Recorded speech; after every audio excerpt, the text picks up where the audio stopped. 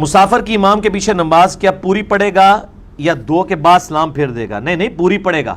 مقیم کے پیچھے پوری پڑھے گا. بخاری مسلم میں حدیث موجود ہے کہ مقیم کے پیچھے جب مسافر پڑھے گا تو وہ پوری نماز پڑھے گا. ہاں مسافر کے پیچھے مقیم پڑھے گا جب، تو مسافر دو پڑھ کے امام سلام پھیر دے گا، اور مقتدی جو ہیں وہ آخری دو رکعتیں جو ہیں وہ پوری کر لیں گے. اور وہ آخری دو رکعتیں اسی طریقے سے پوری کریں گے جس طرح 4 کی آخری 2 کی جاتی ہیں. یہ نہیں ہوگا کہ ثنا پڑھیں گے. یہ تو ہمارا طریقہ ہے. اب اس میں بھی ایک لطیفہ ہے. فقہ حنفی کا مسئلہ یہ ہے، بار شریعت میں لکھا ہوا ہے کہ سنو جناب، ایڈا بڑا لطیفہ ہے. مسئلہ 84 فاتحہ خلف الامام میں بھی میں نے سنا ہے. وہ یہ کہتے ہیں کہ جب مسافر امام ہوگا اور مقیم مقتدی ہوگا، جنجوہ صاحب نے صحیح سمجھ آئے گی کیونکہ انہوں پتا ہے کہ فاتح کیسا شیطان نے انہوں نے حملہ کیتا ہے. وہ کہتے ہیں کہ امام سلام پھیر دینا جب مسافر، تو مقتدی جو ہے نا وہ آخری 2 رکعتیں خاموشی سے کھڑا رہے گا، اندازہ کر کے اتنی دیر جتنی دیر فاتحہ پڑھی جائے، چونکہ امام کے پیچھے فاتحہ نہیں پڑھ سکتے. اگر امام مسافر ہو، اس کے پیچھے ہم نماز پڑھ رہے ہیں تو وہ تو 2 پہ سلام پھیر دے گا، بقیہ آخری والی 2 ہم کیسے پڑھیں گے؟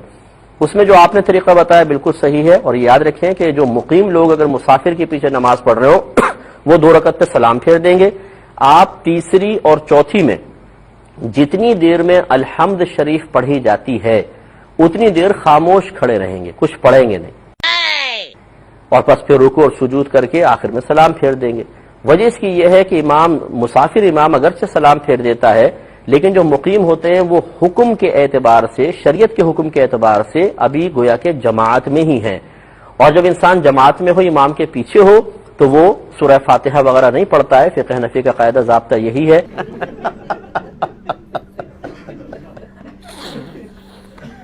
مقیم مقتدی مسافر امام کی اتباع میں 2 نہیں پڑھیں گے، وہ پوری 4 پڑھیں گے.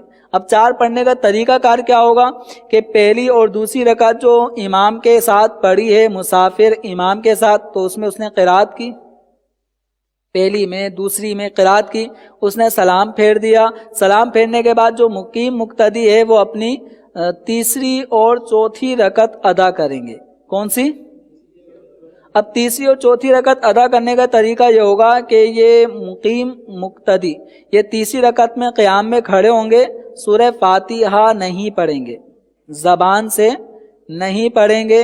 جتنی دیر سورہ فاتحہ پڑھنے میں لگتی ہے، سورہ فاتحہ پڑھنے میں جتنا ٹائم لگے گا اتنا ٹائم وہ قیام کی حالت میں چپ کھڑے رہیں گے.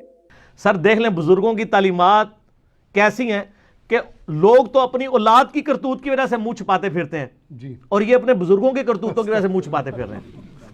دیکھ لینا یار کی لکھ کے گئے رہے یار یہ کے لکھ چھڑیا نے. پھر تیسری رکعت کے بعد چوتھی رکعت کے لیے کھڑا ہوگا اور اس میں بھی ہاتھ باندھ کے بغیر کچھ پڑھے سورہ فاتحہ پڑھنے کی مقدار وہ چپ رہے گا. اس کے بعد میں پھر وہ رکوع سجود کی تسبیح کر کے اتحیات درود شریف دعا پڑھ کے سلام پھیر دے گا. تو جو مقیم مقتدی ہے مسافر امام کے پیچھے جس کو اب تیسری اور چوتھی رکعت ادا کرنی ہے، تو وہ تیسری اور چوتھی رکعت میں قراءت نہیں کرے گا. او امام سلام پھیر کے جوتیاں باغے بھی ٹوٹ گیا. اچھا جب پہلی دفعہ یہ مسئلہ بتایا نا تو کئی حنفی علماء کو جو عام جو گلی محلوں کے حنفی علماء ہیں ان بیچاروں کو پتہ نہیں ہوتا نا. مجھے لوگوں نے آگے کہا کہ جی ہم نے نا گلی محلے کے علماء سے پوچھا، ان کا یار ایڈی فضول گالتے نہیں لکھی ہو جیسی. کہتے ہیں نہیں، میں نے کہا یار انجینئر صاحب نے بیان کیا ہے، آپ کوئی یہ اپنے بڑے علماء سے پوچھیں. کہتے ہیں جب بڑے علماء سے پوچھا انہوں نے کہا نہیں جی وہ اس طرح ہی ہے مسئلہ. اچھا جدو انہوں نے کیا نا وہ پھر گل صحیح ہوگی، 5 منٹ پہلے تک فضول سی پھر ٹھیک ہوگی. یہ اتنے لطیفے ہوتے ہیں، یقین کریں. یہ ابھی ایک اسکول ٹیچر ہے اسلام آباد میں، وہ بڑے لینڈ لارڈ ہیں، وہ یعنی ٹیچنگ کی فیلڈ انہوں نے شوقیہ اڈاپٹ کی ہوئی ہے، پیچھے سے فیصلہ آباد کے رہنے والے ہیں. وہ کہتے ہیں میرے ایک دوست اس نے یوٹیوب پہ آپ کے لیکچر دیکھے، مسئلہ 70B رفع الیدین والا، اس نے رفع الیدین شروع کر دیا. اور کہتے ہیں ہمارا گاؤں گڑھ تھا، کہتے ہیں کہ جی وہ ادھر تو شور مچ گیا جی، انہیں رفع الیدین شروع کرتا ہے وہ تو گمراہ ہو گیا، یہ ہو گیا. کہتے ہیں انہوں نے باقاعدہ علماء نے مجھے فون کیا کہ آپ چونکہ گاؤں میں اثر و رسوخ رکھتے ہیں تو یہ ہماری تو کوئی نہیں سن رہا، آپ اسے آ کے سمجھائیں. ہم تو اس کو بڑے بڑے مفتیوں کے پاس لے کے گئے ہیں. اچھا یہ ٹیچر وہ جو ہے انہوں نے مجھے خود واقعہ سنایا, کہتے ہیں کہ میں نے ہی آپ کے لیکچر اس کو ریفر کیے ہوئے تھے, لیکن رفع الیدین میں خود بھی کوئی نہیں کرتا تھا. کہتے ہیں اب میں تذبذب میں پڑ گیا کہ میں اس کو تب سمجھاؤں جب مجھے خود بھی علم ہو. کہتے ہیں میں نے جب 70-20 سن لیا نا, تو کہتے ہیں میں مسجد میں گیا نا, تو میں نے بھی جا کے رفع الیدین شروع کر دیا. جڑا بندہ سمجھانا آیا سی وہ پیچھے ہی گمراہ ہو کے آ گیا. کہتے ہیں میں جب رفع الیدین شروع کر دیا, وہ عالم صاحب ان کے جناب تسی بھی اللہ دے بندے ہو تے اینو کون سمجھائے گا. انہاں کہ اللہ دے بندے ہو جڑا کوئی دنیا دا مفتی ہے جے نا, میرا مناظرہ کرا لو دے نال رفع الیدین ہوتے. اب یہ کام ہم تو نہیں کرتے, وہ اس لیے کر سکتے ہیں کہ وہ ذرا ڈومیننٹ ہیں, ان کے چندوں کے پر علماء چل رہے ہوتے ہیں, وہ آگے بول بھی نہیں سکتے. وہ کہتے ہیں جی وہاں تو بڑا ماحول بن گیا, مجھے وہ کٹھے کر کے نا تو بہت بڑے علماء کا پینل بلایا انہوں نے, ایک بڑی جامعہ مسجد میں مارا رکھا, اور کہتا ہے وہ بڑی بڑی عربی والی کتابیں کھول کے نا وہ طریقہ واردات ہوتا ہے. وہ جانے سے پہلے نا وہ بڑی والی جو عربی کتاب ہے نا سنن ابی داؤد, وہ ایک دفعہ میرے پاس لے آئے تھے. کہتے ہیں میں نے تیاری کرنی, مجھے بتا دے کہ امام داؤد نے کہاں لکھا ہے. کہ کہتے ہیں مجھے نہیں ملا کہ امام داؤد نے لکھا ہے وَلَيْسَ بِصَحِيحٍ عَلَى هَذَا الْمَعْنَى, ان معنوں میں بغیر رفع الیدین والی حدیث صحیح نہیں ابن مسعود کی. میں نے ان کو بتایا وہ اصل میں فٹ نوٹ پہ لکھا ہوا ہے, وہ کاتب سے سکپ ہو گیا نا, تو اس نے اسٹیرک لگا کے نا نیچے لکھا ہوا, تو ان کو نہیں مل رہا تھا. آپ حیران ہوں گے ان کو کیا, بڑے مفتیوں کو بھی نہیں پتا کہ اسی میں لکھا ہوا ہے.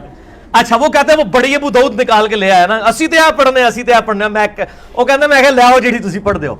اچھا لے کے آیا نا, اس کا یہ دیکھیں عبداللہ ابن مسعود والی روایت ہے بغیر رفع الیدین والی. انہوں نے کہا یہ تو روایت ہی ضعیف ہے. انہوں نے کہا جی کدھر لکھا ہے, اس کے ساتھ تو کوئی نہیں لکھا. انہوں نے کہا یہ دیکھیں یہ یہاں سے اسٹیرک جا کے یہ لکھا ہے وَلَيْسَ بِصَحِيحٍ عَلَى هَذَا الْمَعْنَى.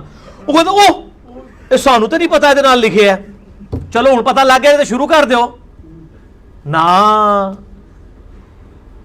قرآن پاک میں ہے سورۃ الانعام میں کہ اگر مردے نکل کے بھی ان سے کلام کریں نا, تب بھی جن کو اللہ نے گمراہ کر دیا ان کو ہدایت نہیں ملے گی. ٹھیک ہے, تو یہ 8واں پارہ شروع ہی نہیں آیات سے ہوتا ہے. وَلَوْ أَنَّا نَزَّلْنَا عَلَيْهِمُ الْمَلَائِكَةَ, ان پہ فرشتے بھی نازل ہوں تب بھی ایمان نہیں قبول کریں گے, حتیٰ کہ مردے قبروں سے نکل کے ان سے باتیں کریں نا کہ آخرت میں یہ کچھ ہونا ہے, تمہارے عقیدے غلط ہیں, تب بھی یہ بات نہیں مانیں گے. یہ کہیں گے یہ جادو ہو گیا ہم پہ. بہرحال وہ کہتے ہیں مجھے اندازہ نہیں تھا کہ میرے پاس اتنا علم ہے. کہتے ہیں وہ جو ہمارے ساتھ جتنے نمازی گئے ہوئے تھے نا, وہ بعد یہ کہندے نے ماسٹر جی اسی تے انہاں نوں بڑا سمجھدے ساں, انہاں تے تہاڈی گلاں دے جواب نہیں آئے نے, تے اسی کہڑے پاسے لگے ہوئے ہیں. تو میں آپ کو بتا رہا ہوں کہ اب دنیا پڑھ لکھ گئی ہے, اب لوگ گھاس نہیں کھاتے ہیں, لوگوں کو پتہ ہے کہ کیا چیز حق ہے اور کیا چیز باطل ہے. اللہ کے فضل سے یہ سچائی پھیل رہی ہے, آپ کمٹمنٹ کے ساتھ کرتے جائیں.